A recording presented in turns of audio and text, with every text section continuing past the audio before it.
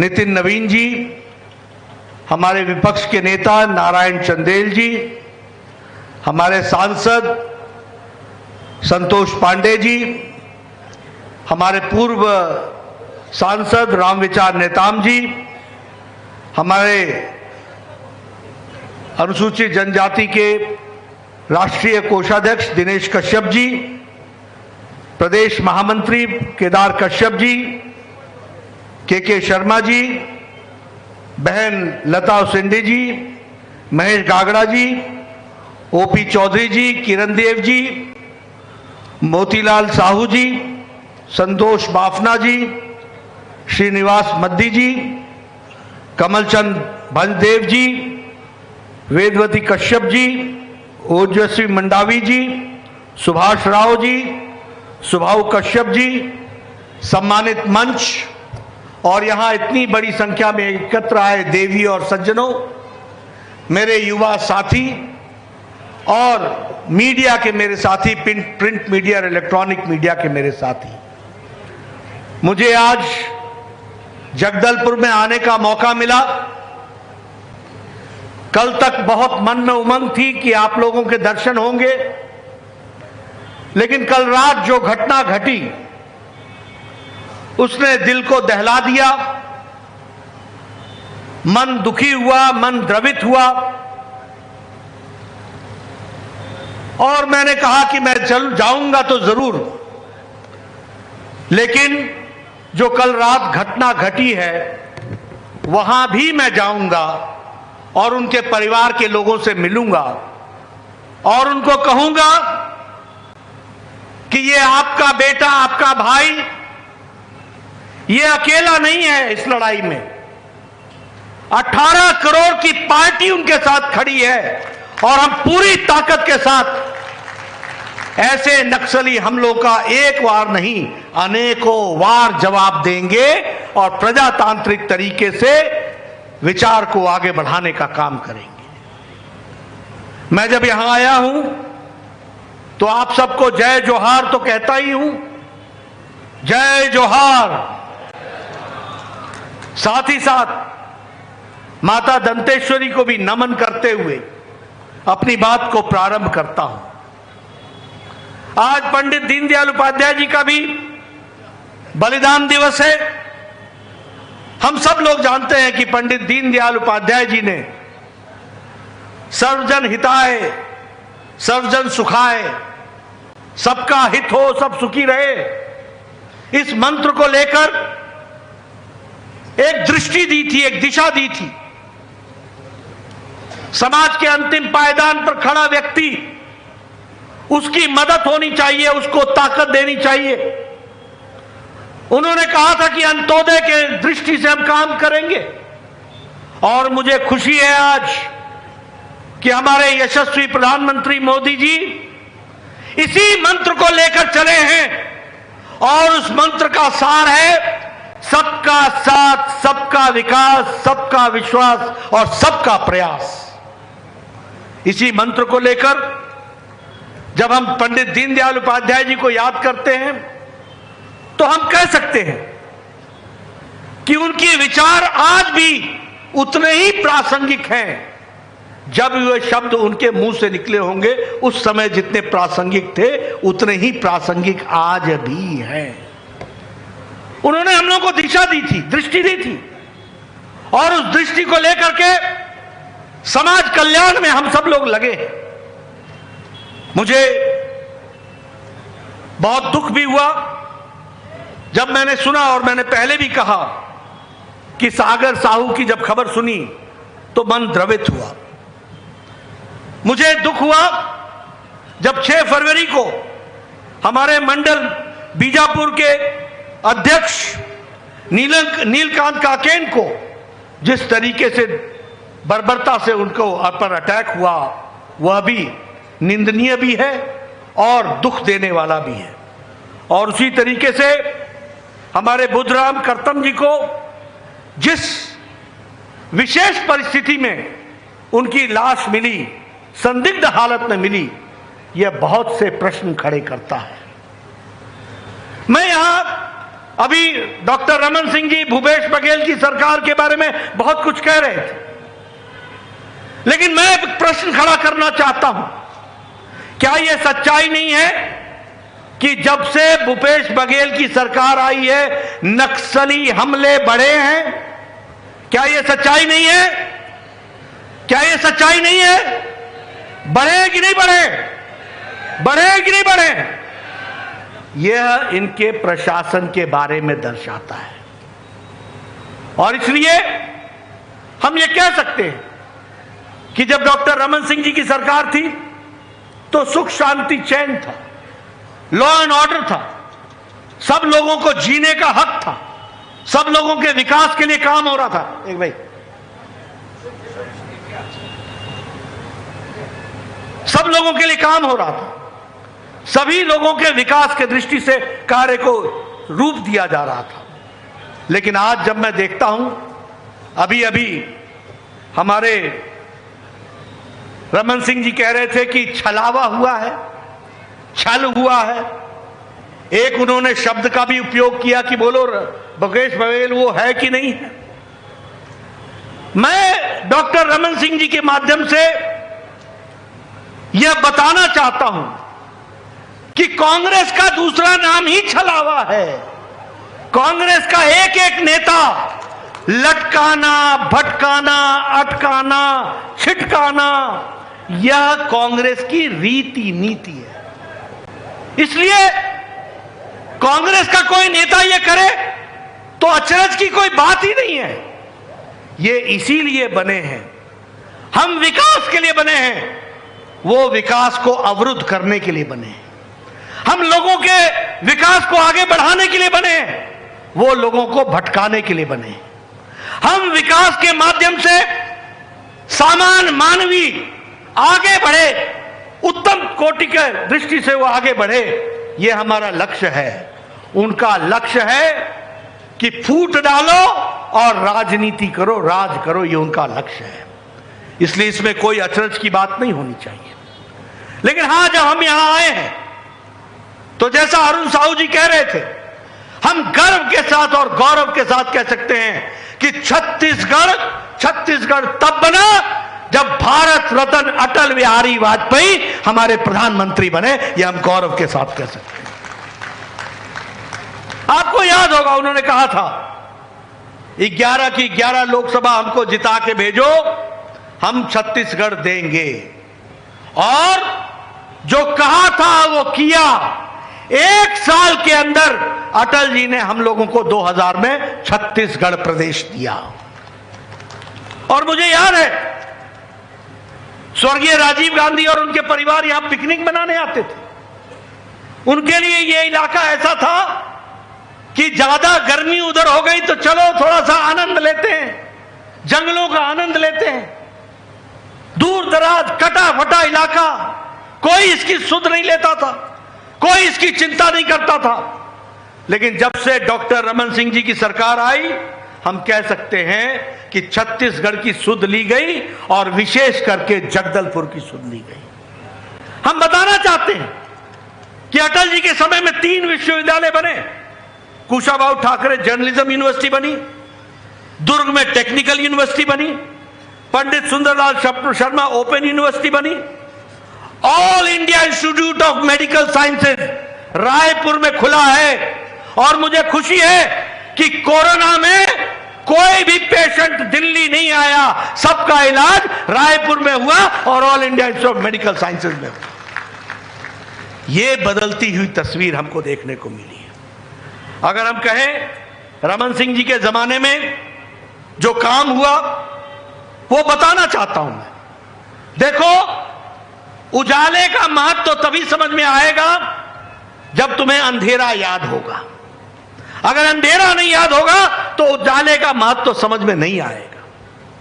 मुझे याद है यहां मद्दी जी बैठे, शुरू में जब मैं आया करता था तो कहते थे 6 बजे बिजली आएगी, 8 बजे चली जाएगी।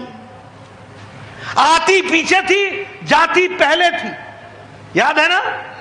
और ये कहते थे कि फलाने कार्यकर्ता के घर चलना है, इस समय पर चल पड़ेंगे तो अच्छा रहेगा, नहीं तो लौटते में बिजली गुल होगी। लेकिन यह डॉक्टर रमन सिंह जी की सरकार थी जिसने छत्तीसगढ़ को पावर कट फ्री स्टेट बनाया। यह छत्तीसगढ़ को दिया तो डॉक्टर रमन सिंह जी ने दिया। हम छाती ठोक के बोल सकते हैं कि हमारे नेता ने पावर का कट होना बंद हो गया, पावर सप्लाई शुरू हो गई। अब आपसे मेरा निवेदन है कि भूपेश का पावर कट कर दो और पावर फ्री स्टेट को आगे बढ़ाने का काम करो, उसको आगे बढ़ाने के लिए चलो। आपको जानकर खुशी होगी, जब रमन सिंह जी ने सरकार संभाली थी तो उस समय छत्तीसगढ़ का बजट 7,000 करोड़ का था, और जब रमन सिंह जी ने सरकार छोड़ी तो उस समय 83,179 करोड़ रुपए का बजट था। यह है विकास की कहानी, यह है काम करने वालों की कहानी। रमन सिंह जी ने नक्सलियों को टैकल किया और डेवलपमेंट के पॉलिटिक्स को आगे बढ़ाया। और आप सब लोगों को मालूम है कि चावल 1 किलो, ये उस समय राइस जो था वो दिया गया और 48 लाख परिवारों को चावल बांटा गया। ये डॉक्टर रमन सिंह जी की सरकार में हुआ। वन अधिकार में पत्र दिए गए, वन अधिकार।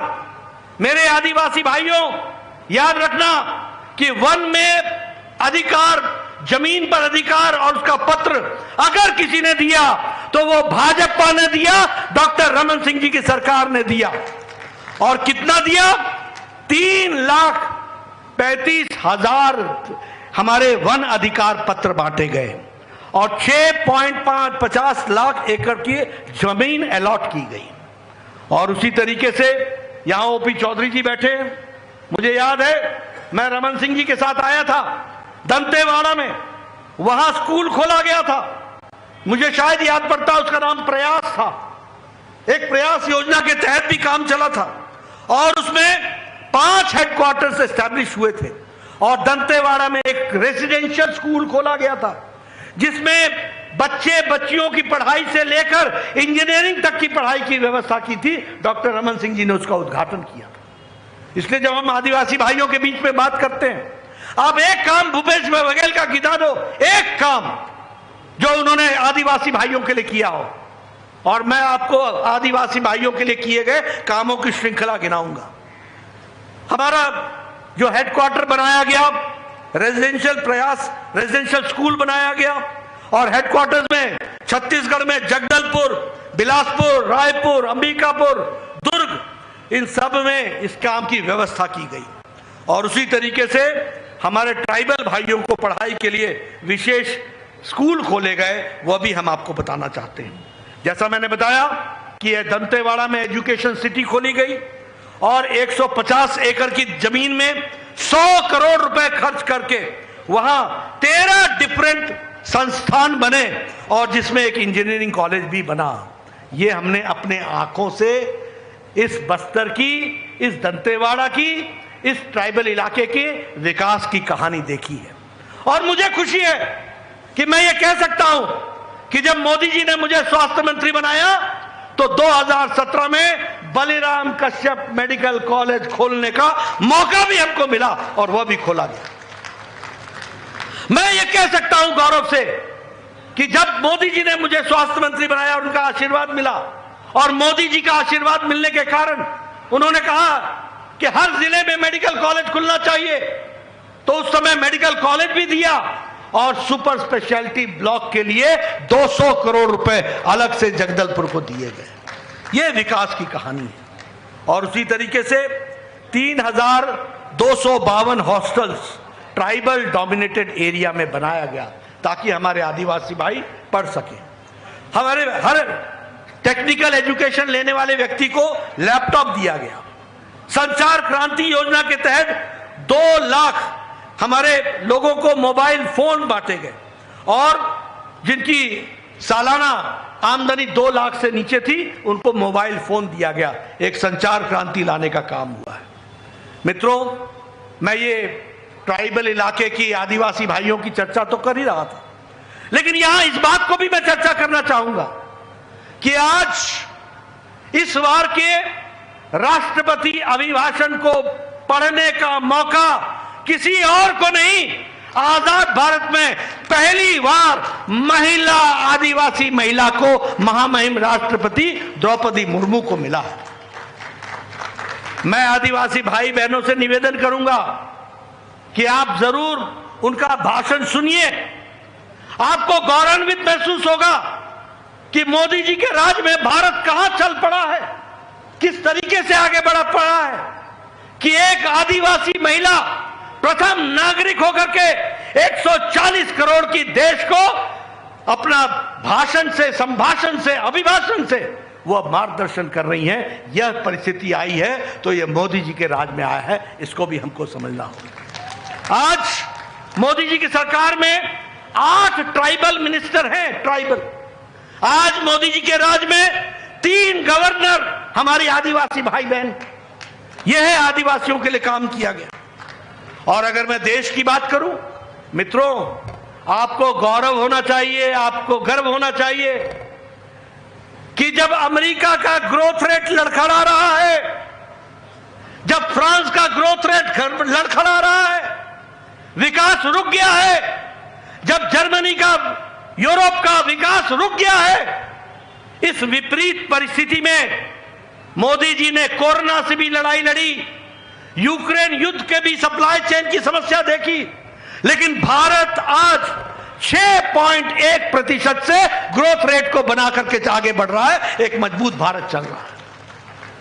मैं आपके साथ शेयर करना चाहता हूं, जिस ब्रिटानिया ने, जिस ब्रिटेन ने हमको 200 साल राज किया, 200 साल, आज मोदी जी के नेतृत्व में भारत जो 10वें नंबर की अर्थव्यवस्था थी, वो आज मोदी जी के राज में ब्रिटानिया को पछाड़कर, अंग्रेजों को पछाड़कर 5वीं नंबर की अर्थव्यवस्था बन गई है। यह भी हमको याद रखना होगा। आपको जानकर खुशी होगी कि दवाई बनाने में आज भारत दुनिया की फार्मेसी बन गया। दुनिया की फार्मेसी, सबसे कारगर दवाई और सबसे सस्ती दवाई भारत बना रहा है, और दवाई बनाने में दूसरे नंबर पर भारत खड़ा हो गया।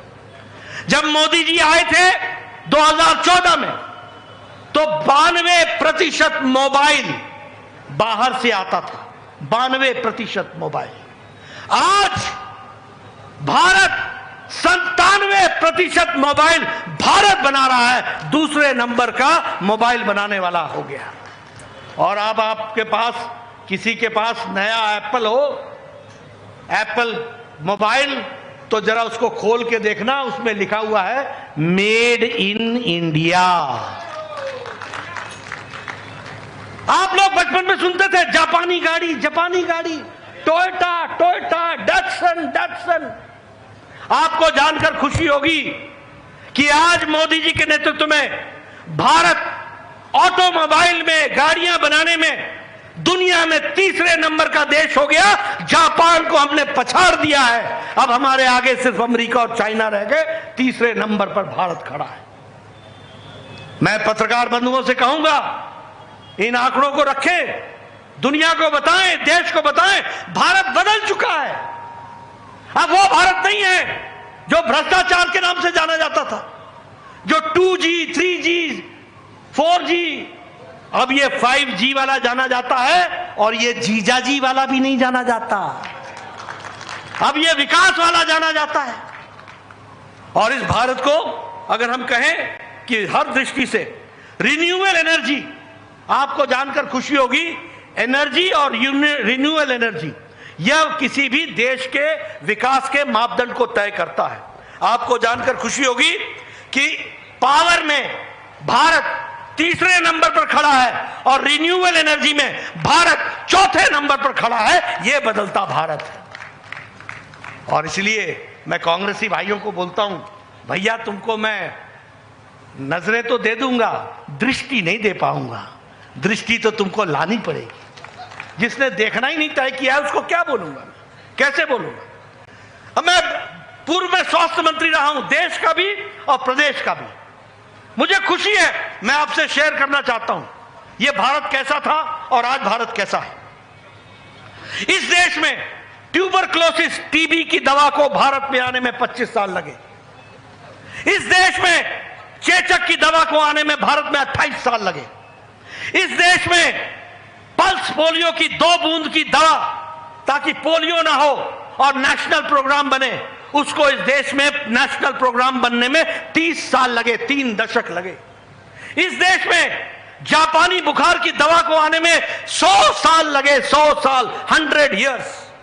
1906 में जापान में दवाई आ गई थी और 2006 में जब योगी जी सांसद बने तो गोरखपुर में पहली बार जापानी बुखार की दवा पहुंची। 100 इयर्स। लेकिन कोरोना 2020 की जनवरी में 20 जनवरी को पहला केस हुआ था और मोदी जी ने अप्रैल 20 को एक टास्क फोर्स बैठाया था, हमारे साइंटिस्टों को आर्थिक मदद दी थी और प्रोत्साहन दिया था और कहा था कि आप वैक्सीन बनाओ। और मुझे खुशी है कि मोदी जी के राज में 9 महीने के अंदर एक नहीं 2 भारत की बनी वैक्सीन मिली और वो हम लोगों को लगी। आपको याद है उस समय कांग्रेसी नेता क्या बोलते थे? आपको याद है भूपेश बघेल क्या बोलते थे? याद है भूपेश बघेल क्या बोलते थे? मत लगाओ, मत लगाओ, इसकी टेस्टिंग नहीं हुई है। बोलते थे कि नहीं बोलते थे? बोलते थे कि नहीं बोलते थे? और अपने से चुपके चुपके जाके लगा लिया। फिर बोलते थे मोदी टीका है, मोदी टीका है। मुझे मिले, मैंने कहा कैसा लगा मोदी टीका? ये नेता है, लोगों को गुमराह करते हैं और खुद टीका लगाते हैं। लेकिन मुझे खुशी है आज आप लोग बैठे हैं, आप लोगों ने किसी ने भी मास्क नहीं पहना है, सब नजदीक नजदीक बैठे हैं। ये मोदी जी का 220 करोड़ डबल डोज साथ में बूस्टर डोज का जो सुरक्षा कवच आपको पहनाया है उसके कारण से हुआ। आज मुझे खुशी है यूक्रेन का वॉर हुआ, कभी सुना कि कोई प्रधानमंत्री ने युद्ध रुकवाया हो? मुझे यहां की संख्या नहीं मालूम, लेकिन 32,000 विद्यार्थी थे। यहां कितने थे? यहां से कितने थे? 1200 विद्यार्थी छत्तीसगढ़ से थे, यूक्रेन में पढ़ रहे थे। मोदी जी ने एक तरफ पुतिन से बातचीत की, एक समय में ज़ेलेंस्की से बातचीत की, युद्ध रुकवाया और 32,000 बच्चे सुरक्षित भारत वापस पहुंचाया, घरों तक पहुंचाया, ये करके दिया। इसलिए मित्रों, हम ये कह सकते हैं कि विकास के दृष्टि से हो, चाहे देश को आवाज देने की बात हो, देश को ताकत देने की बात हो, बदलते भारत की तस्वीर हो, मोदी जी के नेतृत्व में हुआ है और उसको आगे हमने बढ़ाया है। इस बार के बजट की अगर मैं बात करूं तो 15,000 करोड़ रुपए कमजोर जनजाति समूह के विकास के लिए रखा है। इस बार के हम बजट की बातचीत करें तो एकलव्य विद्यालय में पढ़ाने वाले टीचरों के लिए 38,800 टीचरों की बजट में प्रावधान किया गया है ताकि ट्राइबल का बच्चा पढ़ने से वंचित न रहे। अगर मैं बात करूं तो 740 एकलव्य विद्यालय खोले जाएंगे, जिसमें से 73 विद्यालय छत्तीसगढ़ के ट्राइबल इलाके में खोले जाएंगे। ये भी हमको ध्यान में रखना चाहिए। और उसी तरीके से हमारा जो डेवलपमेंट एक्शन प्लान है उसमें 1,18,000 करोड़ रुपए 2023-24 में एक साल के अंदर खर्च होगा। और इसी तरीके से देखा जाए तो रेलवेज में कभी सोचा था कि रेल होगी, कभी सुना था कि रेल लाइन पहुंचेगी? आज कांग्रेस के जमाने में छत्तीसगढ़ का रेल का बजट 311 करोड़ था, आज रेल का बजट 6,008 करोड़ रुपए है जो एक साल में खर्च होगा। एक साल में खर्च होने का 6,008 करोड़ रुपए। और अगर मैंने जैसा कहा कि अमृत के दृष्टि से देखा जाए, अमृत मिशन की दृष्टि से देखा जाए, स्मार्ट सिटी की दृष्टि से देखा जाए तो अंबिकापुर, भिलाई, बिलासपुर, दुर्ग, जगदलपुर, कोरबा, रायगढ़, रायपुर, राजनांदगांव, इन सबको अमृत से जोड़ा गया है और विकास के दृष्टि से आगे बढ़ाया गया है। मैंने आपको पहले ही बता दिया कि यहाँ गवर्नमेंट मेडिकल कॉलेज खोलने का मौका हम लोगों को मिला। आज मुझे खुशी है कि 33 नेशनल हाईवे प्रोजेक्ट्स 9,240 करोड़ रुपए का खर्च हो रहा है और रायपुर से विशाखापट्टनम तक हमारा इकोनॉमिक कॉरिडोर बन रहा है। ये इकोनॉमिक कॉरिडोर आर्थिक विकास की गंगा कही जाएगी और ये विकास की दृष्टि से आगे बढ़ेगा। और उसी तरीके से भिलाई में जो IIT बन रहा है उसमें लगभग 1100 करोड़ रुपए खर्च हो रहे हैं। PM गति शक्ति के योजना के तहत हमारे एयरपोर्ट्स में अंबिकापुर, बिलासपुर और आपका जगदलपुर एयरपोर्ट को भी बढ़ावा दिया जा रहा है और उसमें इसके लिए पैसे खर्च किए जाएंगे। और उसी तरीके से फार्मर्स के दृष्टि से 4,60,000 करोड़ रुपए UPA ने खर्च किया, हमने 14,25,000 करोड़ रुपए खर्च किया, ये भी हमको याद रखना चाहिए। अभी अभी चर्चा हो रही थी 16 लाख लोगों को प्रधानमंत्री आवास योजना में प्रस्तावना की गई है, 16 लाख घर। लेकिन ये भूपेश बघेल इनको लागू नहीं होने देना चाहता है। ये नहीं चाहता कि गरीब कोई अपने झोपड़ी से निकले, उसको पक्का मकान मिले, 2 कमरों का मकान मिले, साथ में रसोई मिले, साथ में शौचालय मिले, साथ में गैस का कनेक्शन मिले, साथ में हर घर जल के तहत पानी का कनेक्शन मिले। भूपेश बघेल जी नहीं चाहते। आप बोलिए ऐसे लोगों को रखने देना है सरकार में क्या? रहने देना है क्या? रहने देना है क्या? ये लटकाने, अटकाने, भटकाने वाले लोगों को अब आपने भी समय आने पर लटकाना है और अटकाना है और भारतीय जनता पार्टी को काम देना है। यह भी हमको आगे बढ़ाना है। इस दृष्टि से मित्रों, बहुत सी बातें मैंने आपसे की हैं, लेकिन मैं जो आगे आपसे बात करना चाहता हूं वो इस बात को करना चाहता हूं कि अगर मैं छत्तीसगढ़ की बात करूं तो मुझे दुख होता है, लेकिन फिर भी मैं आपको बताना चाहूंगा। आज छत्तीसगढ़ बलात्कार में 7वें नंबर पर खड़ा है क्राइम रिकॉर्ड के तहत। लॉ एंड ऑर्डर की सिचुएशन समझ लीजिए और पत्रकार मेरी बात को नोट कर लें कि Chhattisgarh national crime record bureau के तहत बलात्कार में 7वीं पोजीशन पर खड़ा है, डकैती में 5वीं नंबर पर खड़ा है और फिरौती में 4थी नंबर पर खड़ा है और सुसाइड में 2री नंबर पर खड़ा है और नारकोटिक्स में केसेस में ये 2रे नंबर पर खड़ा है, मर्डर में 3रे नंबर पर खड़ा है। और आपने देखा ही कि कल घटनाएं घटी हैं। मैं आपसे निवेदन करना चाहूंगा, ये भ्रष्ट सरकार और जो जल जीवन मिशन के दृष्टि से आपको जानकर ताजुब होगा, उधर मोदी जी पैसा दे रहे हैं, वो कोशिश कर रहे, 3 करोड़ 7 लाख मकान आवास योजना में बन गए, 10 करोड़ लोगों को हम जल जीवन मिशन में पानी का कनेक्शन पहुंचाने में सफल हुए। वहीं जल जीवन मिशन में छत्तीसगढ़ 31वें नंबर पर खड़ा है। मोदी जी का पैसा खड़ा है और इधर बघेल खड़ा है बीच में रोड़ा देखने के लिए। बोलो ऐसे ऐसे ऐसे लोगों को रहने देना है क्या? जो विकास में गतिरोध करे, ऐसे लोगों को रहने देना है क्या? माताएं बहनें, आप नहीं चाहती कि आपके घर में पानी का कनेक्शन आए? आप चाहती है ना? आप चाहती है ना? आप चाहते हैं ना? अगर चाहते हैं तो बघेल को आराम दो और भारतीय जनता पार्टी को काम दो और विकास के साथ आगे बढ़ो। इस बात को मैं कहना चाहता हूं। मित्रों, मैं जानता हूं इतनी धूप में आप सब आए हैं, इतनी धूप में बैठे रहना, गर्मी में एक तरीके से आप भी बिल्कुल प्रहरी के रूप में डटे हुए हैं और आपने मेरी बात बहुत शांतिपूर्ण ढंग से सुनी है। मैं आपको एक संदेश देना चाहता हूं, जाइए गांव-गांव लोगों को बताइए कि हमारा हित भारतीय जनता पार्टी के साथ है, हमारा हित कमल के निशान के साथ है, छत्तीसगढ़ का हित कमल के निशान के साथ है, किसान का हित कमल के निशान के साथ है, युवाओं को उनकी आकांक्षाओं को उड़ान देने वाला हित कमल के साथ है, हमारी महिलाओं को सशक्तिकरण करने का हित कमल के पास है। अगर हम किसानों को ताकत देने का किसी के पास है तो वह हित भारतीय जनता पार्टी रख सकती है। इसलिए गांव-गांव में लोगों को बताइए। और एक बात और कह दूं, नक्सलियों से लड़ने का भी दम और ताकत भारतीय जनता पार्टी के पास है।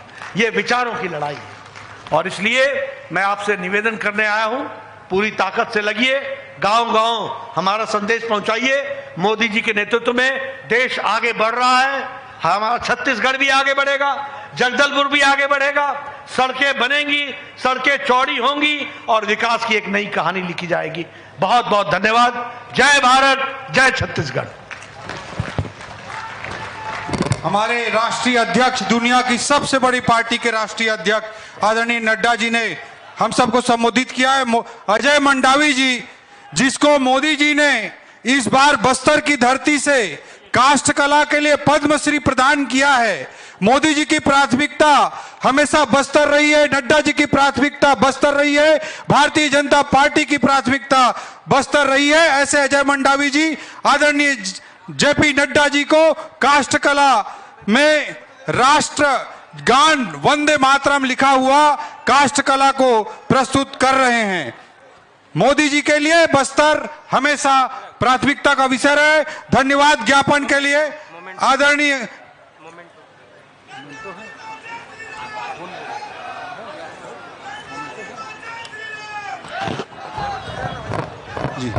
जी मोमेंटो प्रदान किया जा रहा है। आदरणीय किरण देव भैया जी को मैं धन्यवाद ज्ञापन के लिए सादर आमंत्रित करता हूं। बोलिए भारत माता की। आज का यह अवसर, जबकि हमारे देश के ही नहीं परंतु दुनिया के सबसे बड़े राजनीतिक संगठन के राष्ट्रीय अध्यक्ष जी आदरणीय जगत प्रकाश जी नड्डा जी हम सबके बीच पधारे और हम सभी को अपना प्रेरक मार्गदर्शन और संबोधित किया। साथ ही हमारे राष्ट्रीय उपाध्यक्ष आदरणीय डॉक्टर